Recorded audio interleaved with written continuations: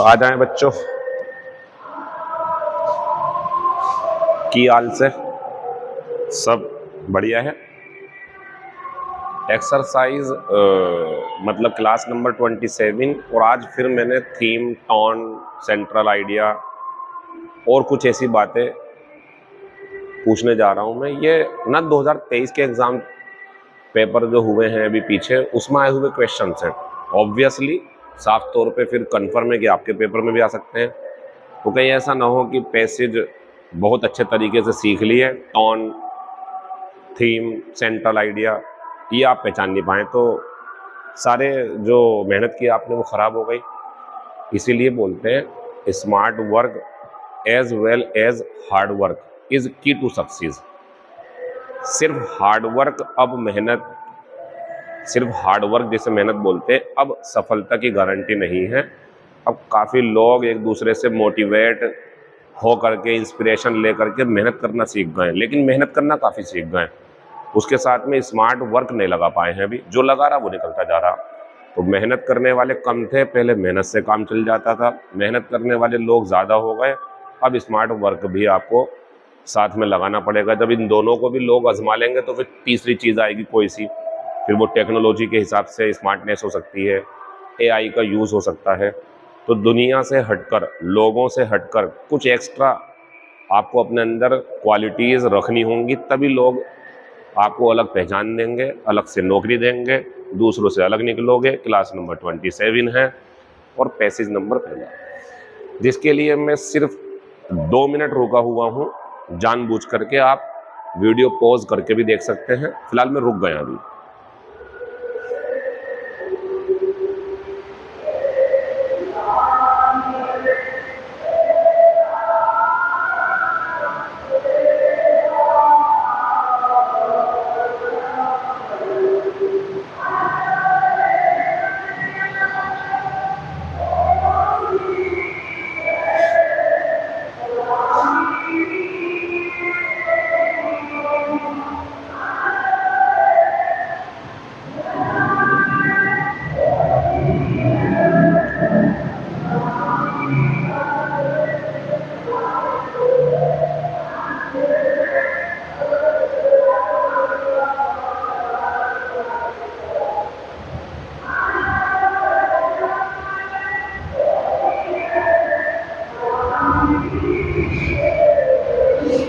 चलिए अब आप वीडियो को रोक के और देखें सवाल जरा क्या होने जा रहा।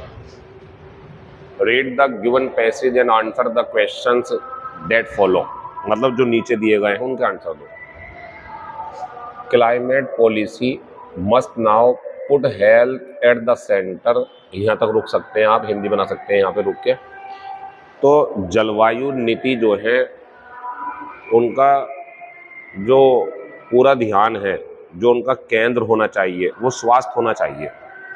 यानी कि जो कोई भी आप क्लाइमेट से संबंधित पॉलिसी बनाई जाए उसमें स्वास्थ्य को केंद्र में, मुख्य सेंटर में रखना चाहिए।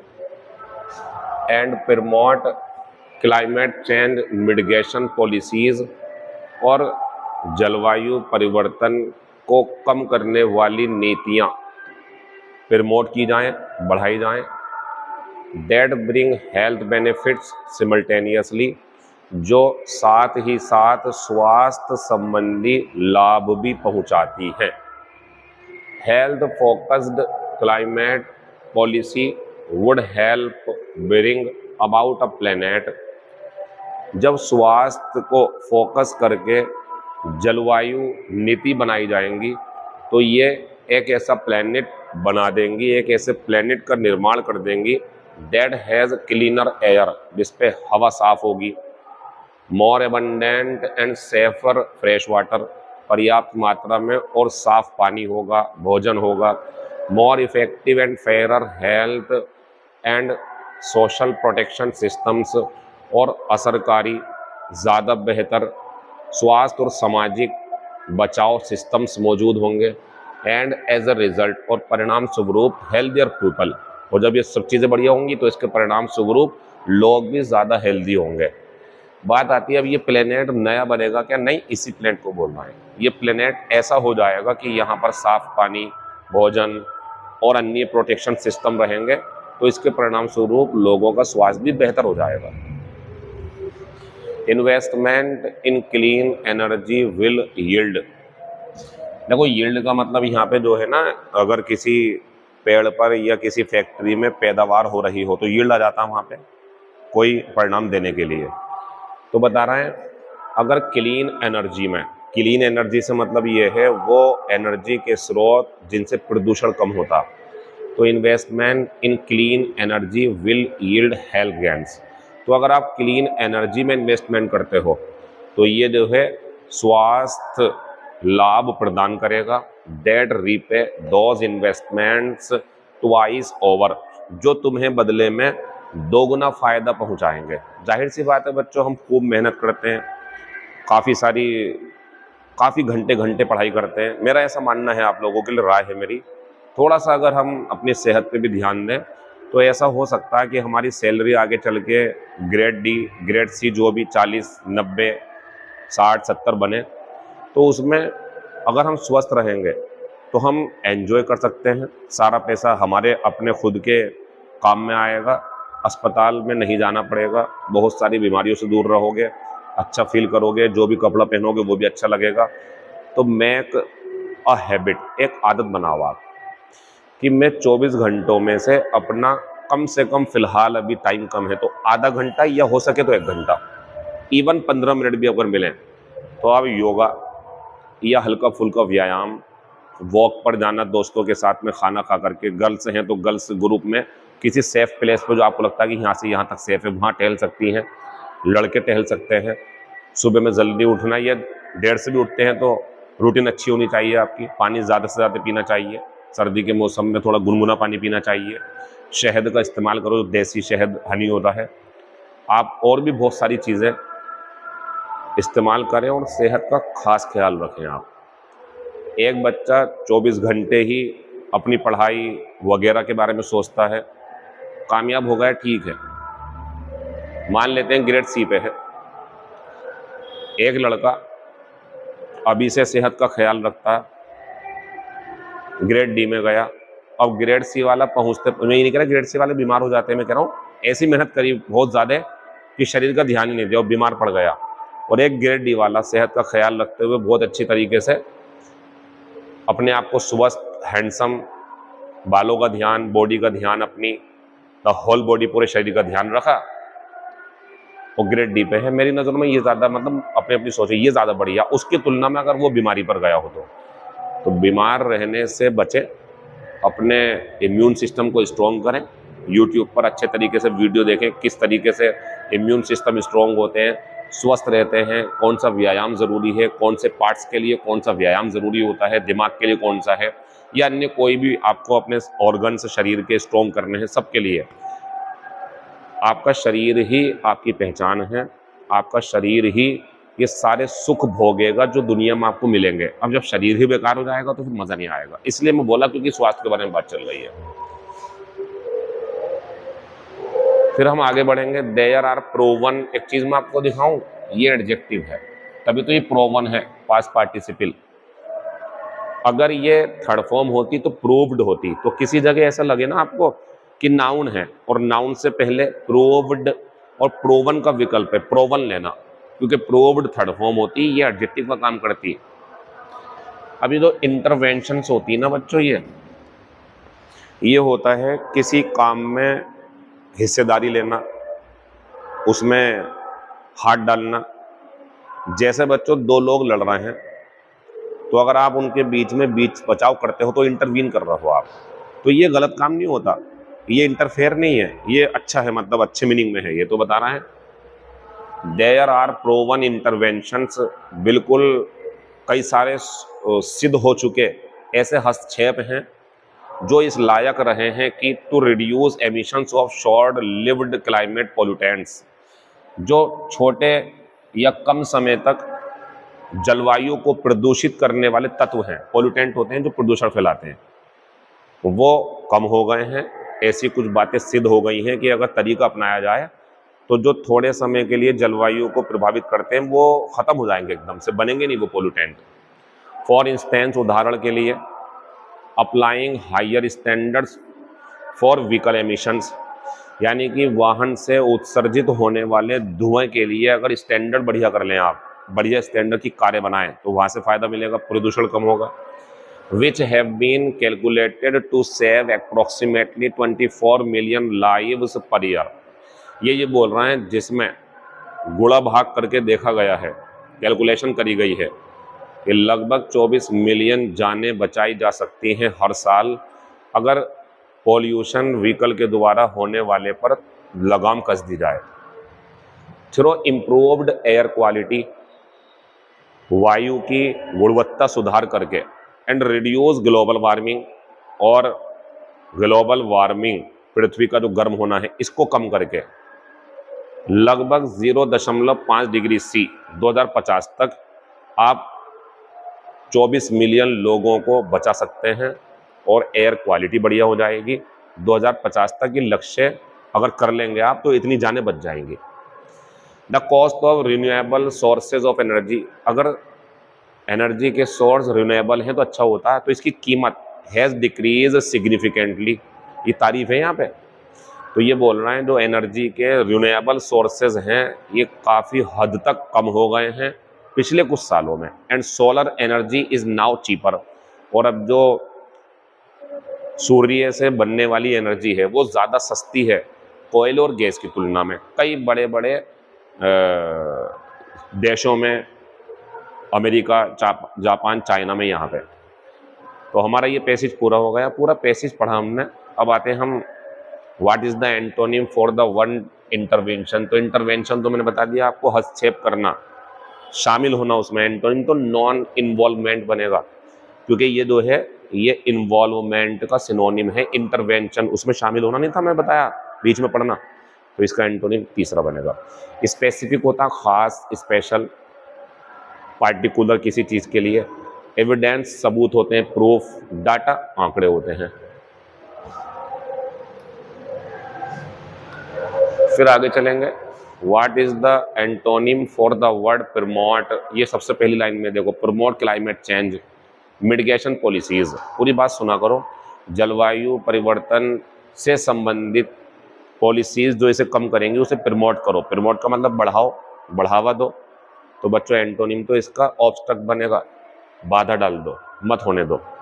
कंडक्ट आयोजित करना भी होता कोई चीज़ को, प्रोग्राम को, किसी चीज़ को, और ये व्यवहार भी होता है नाउन के रूप में। इन्वेड हमला करना होता, एक्सक्लूड बाहर करना होता है। एंटोनिम होता है इंक्लूड शामिल करना। दूसरे का आंसर दूसरा हो जाएगा। क्वेश्चन नंबर तीसरे पे जाते हैं, which of the following represents the structure of the passage. Structure को मैं यही कहूँगा कि पूछना चाह रहे हैं कि किस तरीके की बातें इसके अंदर कही गई हैं। लगभग थोड़ा बहुत करीब है ये थीम और टोन के। तो मैंने कल बताया था आपको, क्रोनोलॉजी का मतलब जब ऐसा लगे कि घटना क्रम समझा रहे हैं, पहले ये हुआ, उसके बाद ये, उसके बाद ये, उसके बाद ये, ऐसा करके, तो क्रोनोलॉजी करना है। तो अलग हटा दो साहब। क्रिटिक का मतलब पता क्या होता, सुने, क्रिटिक में तारीफ करेंगे, आलोचना करेंगे, लेकिन सॉल्यूशन नहीं बताएंगे आपको। मतलब किसी मुद्दे को लेकर के उसकी आलोचना कर सकते हैं, तारीफ भी बताएंगे बीच में, ये अच्छा है, ये बुरा इसके अंदर, ऐसे करके, लेकिन सॉल्यूशन नहीं देंगे। इस पे ध्यान दें, ये क्रिटिक होता है। मैंने कल भी बताया था आपको, डेफिनेशन तब बोलते जब एक पॉइंट पकड़ते और उसके बारे में फिर बातें बता रहे होते, ये ऐसा है, ये ऐसा है, इस टाइप से डेफिनेशन में आता। इसका आंसर तो तीसरा है, जैसे कल बना था थोड़ा थोड़ा सा, कॉज इफेक्ट, आज बन गया प्रॉब्लम सॉल्यूशन। समस्याएं भी बताई और फिर उसका सॉल्यूशन भी बताया कि कैसे कैसे आप इसे कम कर सकते हो। तीसरा आंसर है।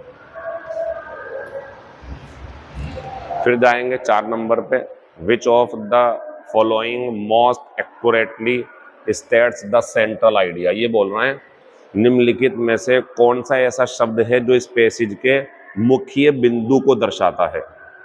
देखो बच्चों, ग्रीन हाउस गैस का जिक्र अगर मान लो कहीं हुआ भी हो, वैसे तो हुआ नहीं है, तो बहुत कम, मतलब हुआ ही नहीं है कह सकते हैं, तो छोड़ दो हिसाब। पॉल्यूशन का जिक्र आपकी नज़रों में हुआ, हमारी नज़रों में नहीं हुआ। कल हुआ था प्रदूषण का जिक्र, आज नहीं हुआ ज़्यादा। आज तो बस ये है कि प्लेनेट को अच्छा कैसे बनाया जाए, क्लाइमेट पॉलिसी फॉर हेल्थ, ये इसका आंसर है। फॉसिल फ्यूल्स सुन लो क्या होते हैं, जीवाश्म ईंधन। अगर यहाँ पेट्रोल निकालने, डीजल निकालने, केरोसिन तेल निकालने के बारे में ज़मीन से बात चल रही होती तो ये आता, फिर आंसर ये भी खत्म, ये भी खत्म। आंसर तीसरा है, इसी की बात चल रही बोर्ड पे, इसमें इन्वेस्ट करो, पॉलिसी अच्छी बनाओ, सेहत अच्छी हो, तीसरा आंसर है। Which is the best description of the tone of the passage. Biased का मतलब होता है जिसमें एक तरफा बातें हो, एक तरफा बातें कर रहा वो, दूसरे का पक्ष ही नहीं ले रहा, ऐसा कुछ नहीं है इसके अंदर। सिनिकल का मतलब होता है संदेह करने वाला, पढ़ते पढ़ते आपकी कहानी को ऐसा लगेगा जैसे इस बात में किसी मुद्दे को लेकर राइटर या लेखक या पढ़ने वाले के दिल में शक है, संदेह है, उसे वो चीज़ ना पसंद नहीं आ रही है, ऐसा कुछ लगे। इसमें ऐसा कुछ नहीं था बच्चों, टेक्निकल है ही नहीं, कहाँ है टेक्नोलॉजी का इस्तेमाल। फिर वो याद लिया, मानव कल्याण के लिए, मानव के भले के लिए जो पैसेज होते हैं वो ह्यूमनिस्टिक होते हैं, चौथा आंसर है।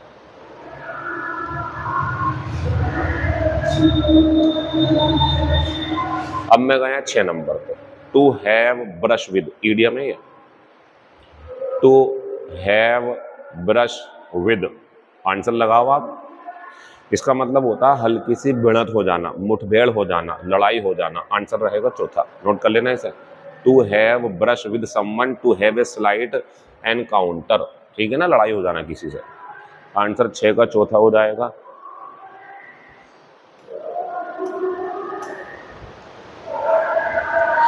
अब तो इन्हें जाना ही पड़ेगा, अभी ये ज्यादा परेशान कर रहे हैं।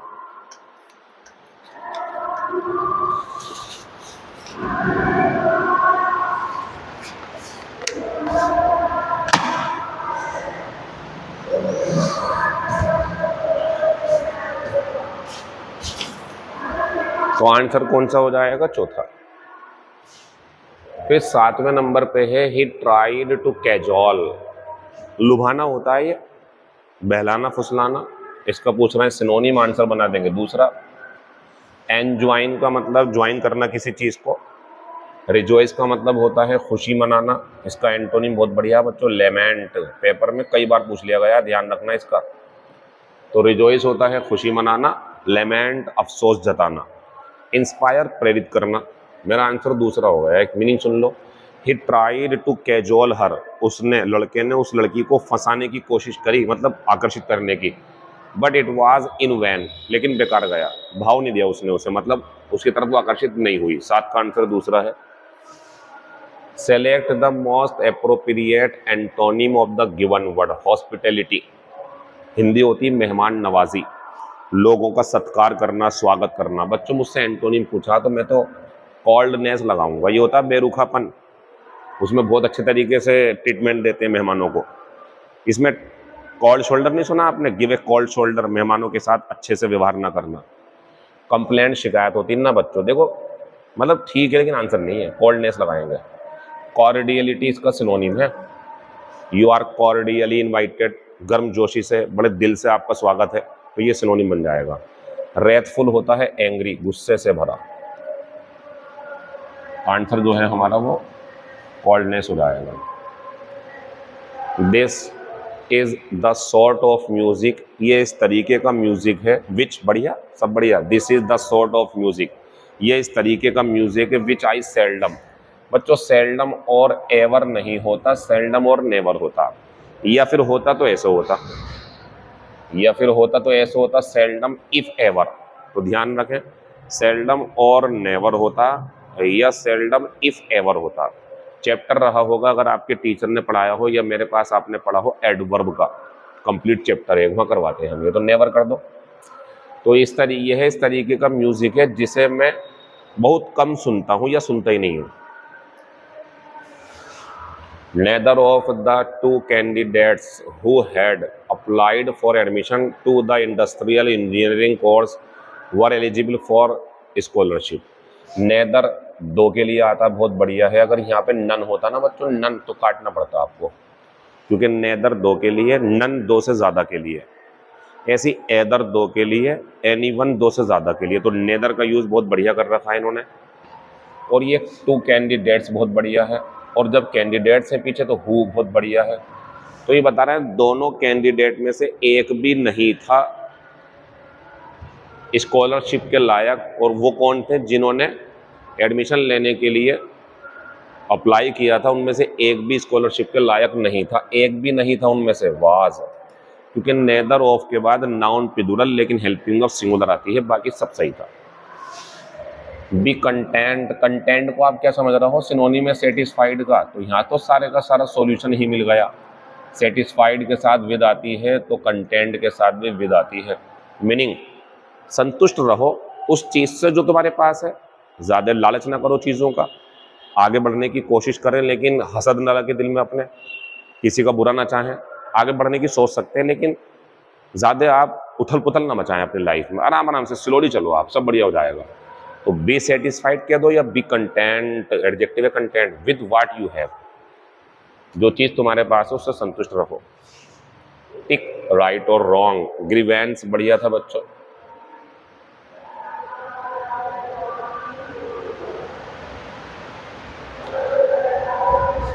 रिलीव गलत है, रिलीव की जो स्पेलिंग होती है वो होती RELIEVE, रिलीव, ठीक है ना। एक्विजिशन सही है, एटिकेट सही है, ठीक। प्रोनाउंसिएशन गलत है, प्रोनाउंसिएशन में ये नहीं आएगा, PRONUNCITION, प्रोनाउंसिएशन सही है। रिक्शा गलत है, W आएगा। सक्सेसर गलत है, डबल S आएगा। स्पून फुल गलत है, सिंगल L आएगा फुल में, लास्ट में जब फुल लगा हो, देखो किसी शब्द के लास्ट में अगर फुल हो ना तो इसमें सिंगल L होता है, और जब फुल अपने आप में ही एक शब्द हो तो डबल L होता है। चलिए, पहला सही था, दूसरा सही था, चौथा सही था, बाकी सब सही कर लेना। मीनिंग क्या होता है, ग्रीवेंस का मतलब होता है दुख, एक्विजिशन का मतलब होता है आरोप से बरी कर देना, रिलीव आराम पहुंचाना, प्रोनाउंसिएशन उच्चारण होता है, रिक्शा जो चलाते हैं वो होती है, सक्सेसर जो हैं वंशज होते हैं जो आने वाले होते हैं, स्पूनफुल चम्मच भर के।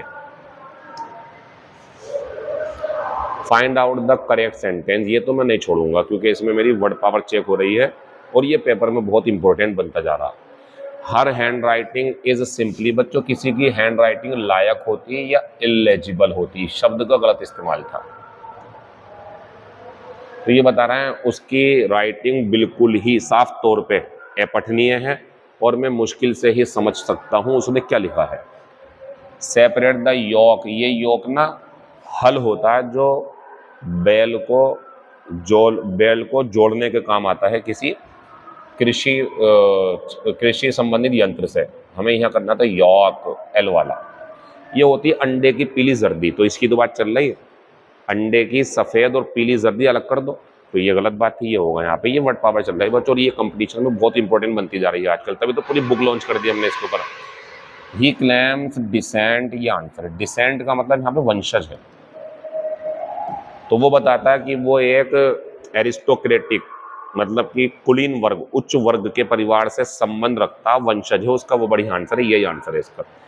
It is the job of the police to prevent sin, बच्चों सिन होता पाप, ये क्या होता, अगर आपने कोई ऐसी गलती की है जिससे धार्मिक संकट पैदा हो गया आपके लिए, अब यार ये तो मुझे बहुत गलत हो गया मुझसे, तो ये जैसे मंदिर में या मस्जिद में चप्पल लेके चले जाना, गंदा कर देना उसे, या मान लीजिए आप जो है कुछ धार्मिक पुस्तक की आपने बेद भी कर दी, गिरा दी, फेंक दी, कुछ इस टाइप से जो आपसे हुआ है, या आपने जो है कुछ ऐसा काम कर दिया जिससे आपको लग रहा कि अब मुझे धर्म की तरफ से शर्मिंदा होना पड़ेगा, तो सिन होता है वो।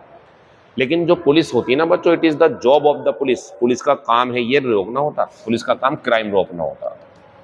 तो आप ध्यान रखें, सिन पाप होते हैं, क्राइम अपराध होते हैं। पुलिस जो एक्शन लेती है वो क्राइम पे लेती है, सिन पे क्यों लेगी, सिन पे ईश्वर एक्शन लेगा। तीसरा आंसर है, नोट कर लेंगे इसे। फिर गए हम, what is the noun form from the given option, दिए गए विकल्पों में से नाउन फॉर्म कौन सी है बच्चों, ब्यूटी नाउन है, ठीक है ध्यान रखना। ब्यूटीफाई वर्ब है, ब्यूटी सुंदरता, ब्यूटीफाई सुंदर बनाना, ब्यूटीफुल एडजेक्टिव है सुंदर, और ब्यूटीफुली एडवर्ब है सुंदरता से। तो नाउन फॉर्म पूछी है तो पहला आंसर, वर्ब फॉर्म पूछते तो तीसरा आंसर, फिलहाल तो पहला आंसर क्या करें इसमें, हाई कोर्ट के लिए सवाल है ये।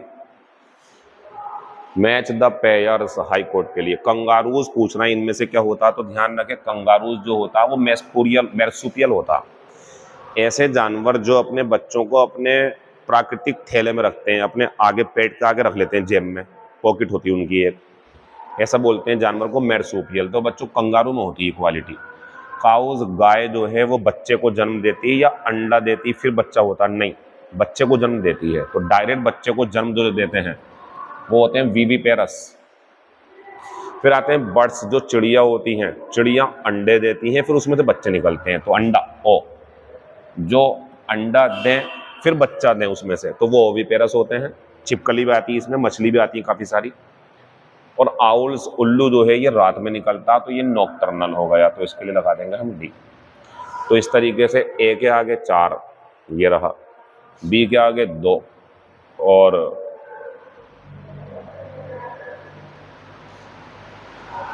गलत हो गया क्या, कंगारू गया, मैर्सूपियल, ए बराबर 4 सही तो है, बी बराबर 2, लेकिन सी बराबर, अच्छा ठीक है, सी बराबर 1 और डी बराबर कहाँ है हमारा डी, हाँ डी बराबर 3, तीसरा आंसर मैच कर लेना इसे। वो भी उसके लिए था, हाई कोर्ट के लिए। They asked what time the department store would open, ये हमारा पंक्चुएशन का मामला है। तो दे आस्क्ड, अब मेरी बात सुनो आप, नरेशन बन गया इनडायरेक्ट अगर, तो चाहे वो पहले कुछ भी रहा हो, इंट्रोगेटिव रहा हो, ऑप्टेटिव रहा हो, एक्सक्लेमेटरी रहा हो, लेकिन जब नरेशन इनडायरेक्ट में चेंज होता तो याद होगा कंजक्शन के बाद वाक्य सिंपल बनता। देखो they asked what time, simple बना हुआ, तो इसमें आता है बच्चों पीरियड यानी कि फुल स्टॉप। पता आपको फुल स्टॉप को पीरियड भी बोलते हैं। फुल स्टॉप को ज़्यादातर जानकार जो होते हैं वो पीरियड बोलते हैं इसे, ये तो फुल स्टॉप होता है, इसे दोनों नाम से जानते हैं। तो बच्चों ये आपके लिए नोट करने की बात है कि अगर कोई इनडायरेक्ट बन चुका है तो वो सेंटेंस फुल स्टॉप पे जाएगा। हाँ अगर ऐसा होता डिड, यहीं से मान लो डिड दे आस्क, तो क्वेश्चन मार्क आएगा। अब तो शुरू से इंट्रोगेटिव फर्स्ट टाइप है ना, लेकिन बीच में जो है इनसे टेंशन मत लेना आप, ये वैसे दिखने के हैं बस, ये इंट्रोगेटिव नहीं होते, ये फुल स्टॉप लगा देंगे। आंसर दूसरा है इसका, We didn't spend the night there, और नीचे लिख भी दिया which, what is the parts of speech there in the above sentence। देखो हमने वहाँ रात नहीं गुजारी, मैं पूछ रहा हूँ कहाँ नहीं गुजारी रात, वहाँ। जब हम बताते हैं काम कहाँ हुआ तो वो एडवर्ब ऑफ प्लेस होती है। जब हम बताते हैं काम कब हुआ तो वो एडवर्ब ऑफ टाइम होती है। जब हम बताते हैं काम कैसे हुआ, अच्छे से हुआ, बुरे से हुआ, सावधानी से, तो एडवर्ब ऑफ मैनर। और काम कितनी बार हुआ इसका बताना तो एडवर्ब ऑफ फ्रीक्वेंसी। 4 ध्यान रखें आप। तो कभी अगर आपको जानना हो एडवर्ब है या नहीं तो ये सवाल कर लिया करो, कहाँ हुआ है काम, कहाँ का जवाब है तो एडवर्ब ऑफ प्लेस पूरा नाम, एडवर्ब भी है पूरा नाम, एडवर्ब ऑफ प्लेस है। कब हुआ है काम ऐसा है तो एडवर्ब ऑफ टाइम है और एडवर्ब भी है। कैसे हुआ है काम, काम को करने का तरीका क्या था, केयरफुली, केयरलेसली, तो एडवर्ब ऑफ मैनर होती है। कितनी बार हुआ है, 2 टाइम्स, 3 टाइम्स, ऑफन अक्सर होता है, ये सब एडवर्ब ऑफ फ्रीक्वेंसी होती हैं। बच्चों फिर दोबारा बोलूँगा, हमने वहाँ रात नहीं गुजारी, तो हमने रात कहाँ नहीं गुजारी, वहाँ नहीं गुजारी, आंसर एडवर्ब नोट कर लेना, देयर यहाँ एडवर्ब है। Mohan will say I want 2 persons to assist me, पहले आप ये ध्यान दें कि विल से है तो ये सेज गलत हो गया, क्योंकि बाहर वाली तो जैसी वर्ब होती वैसी बनती ना। एक सवाल ये हुआ हमारा, ठीक। अब आपसे मैं पूछ रहा हूँ, जब वांट में डू है, बाहर वाला क्लोज फ्यूचर में है, तो अंदर डिड तो हो नहीं पाएगा, तो डिड वाला इन्होंने दिया भी नहीं है, बढ़िया करा इन्होंने, लेकिन ये विल कहाँ से आ गया अंदर, विल कैसे लग दोगे आप अंदर। वांट है तो वांट्स करो या वांट करो। अब जब कह रहा है मोहन विल से, ठीक है, दैट 2 पर्सन्स, अब यहाँ पे ही वांट्स तो था ही नहीं, इसमें कहाँ है, आंसर चौथा है। मोहन कहेगा कि उसे उसकी मदद के लिए 2 लोगों की जरूरत है। 19 नंबर, आई नो हिम। बच्चों ये नो अपने साथ पैसिव वॉइस में सारे नियम लगाता, बस बाई के नियम को हटा के टू लेता है, आंसर चौथा बनेगा। इसमें देखो आई नो में डू है, फर्स्ट फॉर्म है ना ये, तो इसका आंसर ये भी खत्म और ये भी खत्म। अब ये आ सकता है और ये आ सकता है, लेकिन इसमें बाई है, नहीं आएगा। नॉन के साथ पैसिव वॉइस में टू आता है, चौथा आंसर है। मैं रेलेवेंट बात कर रहा हूँ, मैं कुछ भी फालतू नहीं पढ़ा रहा, सब हाई कोर्ट एसएससी जो बोल दिया वो चल रहा है। अगर इस पर लिख दूंगा बैंक तो बैंक की बातें होंगी। मैं जो बोल रहा हूँ एसएससी, सारे एग्जाम एसएससी के, सीजीएल मोस्ट अप्रोप्रिएट बहुत ज़रूरी है उसके लिए ये। CPO पेपर बड़े होंगे लेकिन कंटेंट इस टाइप का रहेगा। SSC स्टेनोग्राफर भी यही है। अब 200 या 100 क्वेश्चन तो नहीं ला पाऊंगा ना बच्चों यूट्यूब पे, इसमें भी इतना टाइम लग जाता। थोड़ा पढ़ो, क्वालिटी का पढ़ो। द जनरेशन के बाद में अब हमारा जो सेंटेंस है वो है द जनरेशन ऑफ पॉल्यूशन। ये बता रहे हैं जो प्रदूषण की उत्पत्ति है। नहीं, मैं यहाँ नहीं जाऊंगा बच्चों, गलती हो गई मुझसे, sorry. The generation of unreasonable noise, क्योंकि उत्पत्ति तो शोर की होगी ना, तो बता रहे हैं the generation of unreasonable noise within the environment is regarded as a form of pollution because it lowers the quality of life. तो बता रहे हैं शोर का, बेवजह के शोर का उत्पन्न होना हमारे इस वातावरण में एक प्रकार का प्रदूषण ही माना जाता है, क्योंकि ये जिंदगी की क्वालिटी को बेकार कर देता है।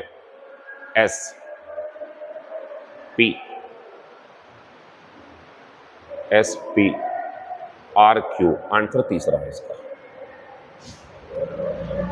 चलिए बच्चों, बाकी बातें परसों, कल छुट्टी रहेगी, 2 दिन पढ़ा के 1 दिन रेस्ट रखते हैं। See you day after tomorrow. Thank you.